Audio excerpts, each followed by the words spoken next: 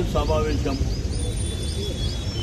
మరి ఎజెండా ఇచ్చి last budget ఇది. రెండోది గాంధీ వర్ధంతి, మహాత్మా గాంధీ వర్ధంతి. అంటే ప్రజాస్వామ్యం గురించి మాట్లాడే వాళ్ళు ఈరోజు గాంధీజీ వర్ధంతి సందర్భంగా అంటే ఒక బడ్జెట్ సమావేశం జరిగేటప్పుడు అందరి కన్సర్న్ అక్కడ ఉన్నటువంటి కార్పొరేటర్లు ఏ పార్టీ అయినప్పటికీ అసలు అందులో ఉన్న మెజారిటీ మేము, మెజారిటీ సభ్యులు ఉన్నది టీఆర్ఎస్ పార్టీ. అక్కడ మా వాళ్ళు అడిగింది ఫస్ట్ క్వశ్చన్ అవర్, ఎజెండాలో క్వశ్చన్ అవర్ కూడా ఉంది. క్వశ్చన్ అవర్ అయిన తర్వాత మీరు బడ్జెట్ పెట్టుకోండి అని చెప్పి మా వాళ్ళు రిక్వెస్ట్ చేసి అసలు ఆడ వస్తేనే ఒక దౌర్జన్యపూరితమైనటువంటి వాతావరణం. మేయర్ గారు మాట్లాడేటప్పుడే ఒక భయానకమైనటువంటి వాతావరణం సృష్టించేటువంటి, మీరు కూర్చోండి లేకపోతే బయటికి పంపించేస్తాము, మీ డివిజన్లలో బడ్జెట్ అలాట్ చేయమని చెప్పి ఇట్లా ఇష్టం ఉన్నట్టు చేయడము. ఆ తర్వాత కాంగ్రెస్కు సంబంధించినటువంటి సభ్యులు వచ్చి దౌర్జన్యంగా బలవంతంగా మా వాళ్ళ దగ్గర ఉన్నటువంటి పేపర్స్ అన్ని చింపేయడము, నెట్టేయడము. అక్కడ ఉన్న మార్షల్స్, పోలీసు పర్టికులర్గా మా వాళ్ళని అందరినీ తీసుకొచ్చి అరెస్టు చేయడము, ట్యాంక్ బండ్ అంతా తిప్పి మళ్ళీ తీసుకొని వదిలిపెట్టడము. ఆ తర్వాత అందరినీ తీసుకొని ఇక్కడ రాంగోపాల్పేట పోలీస్ స్టేషన్ తీసుకురావడము. ఇది ప్రజాస్వామ్యంలో కరెక్ట్ కాదు. ఏ బడ్జెట్ ప్రవేశపెట్టాలన్నా కానీ అందరి సభ్యుల కన్సర్న్ తీసుకొని అందరినీ కాన్ఫిడెన్స్లోకి తీసుకొని చేయవలసినటువంటి అవసరం ఉంటుంది. మా ప్రభుత్వంలో అనేకమైనటువంటి కార్యక్రమాలు చేసినాం. జీహెచ్ఎంసీ డబ్బు సరిపడకపోతే ప్రభుత్వం ద్వారా డబ్బులు ఇచ్చి హైదరాబాదు అంతర్జాతీయ స్థాయిలో గ్రేటర్ హైదరాబాద్ని డెవలప్ చేసింది మనం 10 ఏళ్ల కాలంలో చూసినటువంటి.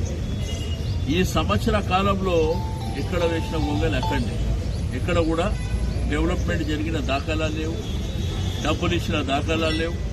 రెండోది, మీరు లాస్ట్ బడ్జెట్ ప్రవేశపెట్టే ముందు గత సంవత్సరం ప్రవేశపెట్టిన బడ్జెట్ వివరాలు ఇవ్వాలని మా వాళ్ళు డిమాండ్ చేశారు.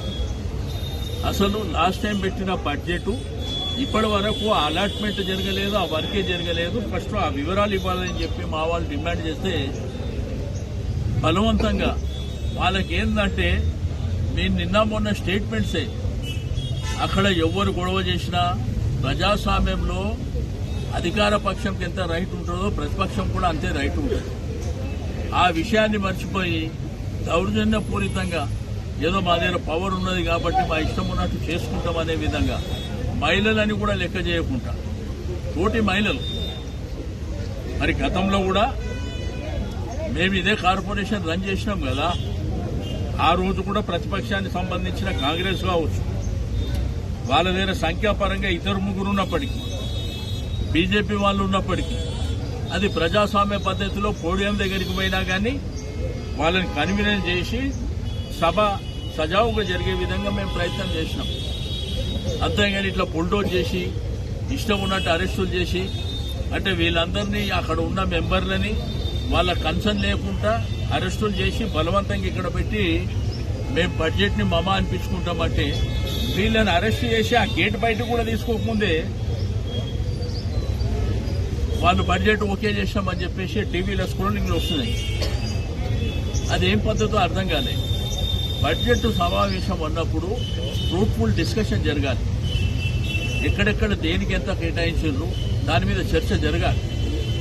ఆ చర్చలు ఏం లేకుండా మేము మా ఇష్టం ఉన్నట్టు బడ్జెట్ని మేము ఆమోదం తెలిపినామని చెప్పి వీళ్ళని అరెస్ట్ చేసిన 5 నిమిషాలకి చెప్పడం ఎంతవరకు సమంజసం? ఇదంతా జరుగుతుంటే బీజేపీ వాళ్ళు అక్కడనే ఉన్నారు. పోనీ వాళ్ళు ఏమన్నా చర్చల భాగస్వామ్యమైనరా? ఎంఐఎం వాళ్ళు ఏమన్నా భాగస్వామ్యమైనరా? కాంగ్రెస్ పార్టీ వాళ్ళు ఏమన్నా భాగస్వామ్యం? ఎవరు లేదు.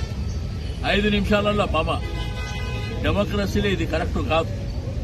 ఓకే, మీకు బలం ఉన్నది, శక్తి ఉన్నదని ఆడ చేయగలిగారు. ప్రజాస్వామ్యంలో చాలా వేదికలు ఉంటాయి. ఆ వేదికల మీద నిరంతరంగా పోరాటం చేస్తాం. ఎట్టి పరిస్థితుల్లో మా యొక్క డివిజన్లలో, మా యొక్క కాన్స్టిట్యున్సీలలో ఈ బడ్జెట్ ఈ సంవత్సరం ఖర్చు పెట్టేటువంటిది మేము ప్రజాస్వామ్య పద్ధతిలో ప్రజలతోని మమేకమై తప్పకుండా ఈ యొక్క సిహెచ్ఎంసీ మీద ప్రభుత్వం మీద ఒత్తిడి తీసుకొచ్చి ప్రజలు నానా రకాలుగా ఇబ్బందులు పడుతున్నారు. స్ట్రీట్ లైట్లు లేక 6 నెలల నుంచి ఇబ్బంది పడుతున్నారు. రోడ్లు ప్రాపర్గా లేవు, డ్రైనేజీ ప్రాపర్గా లేదు, ట్రాఫిక్ ఇబ్బందులు ఉన్నాయి, అనేకమైనటువంటి సమస్యలు ఉన్నాయి. ఈ సమస్యలకు ఎక్కడ అడిగినా కానీ అధికారులు డబ్బులు లేవంటూ మీరేమో బడ్జెట్ అని గత సంవత్సరం మామూలుగా ఏం చేస్తారంటే గత సంవత్సరం బడ్జెట్ ఈ విధంగా ఖర్చు పెట్టుకుంటూ వచ్చినాం, ఈ సంవత్సరం మేము ఈ విధంగా బడ్జెట్ ప్రవేశపెడుతున్నామని దాని మీద చర్చ జరగాలి. చర్చలు లేకుండా ఇప్పుడు పోడియం మీదకి వెళ్ళడం అనేది సర్వసాధారణం. తప్పకుండా అపోజిషన్ పార్టీస్ల రోల్ డెఫినెట్ గా ప్లే చేస్తారు. తప్పకుండా ప్రజాస్వామ్య పద్ధతిలో ప్రజల నుంచి పోరాటం చేసే గొంతుకలని తప్పకుండా ప్రభుత్వం మీద మేయర్ మీద ఒత్తిడి చేయడానికి వాళ్ళ ప్రయత్నం వాళ్ళు చేస్తారు. కానీ మీరు ఈ విధంగా బుల్డోజ్ చేసుకొని మా ఇష్టం ఉన్నట్టు చేసుకుంటామంటే మీ కర్మ. అల్టిమేట్ గా ప్రజలు ఉన్నారు, ప్రజలు నిర్ణయిస్తారు.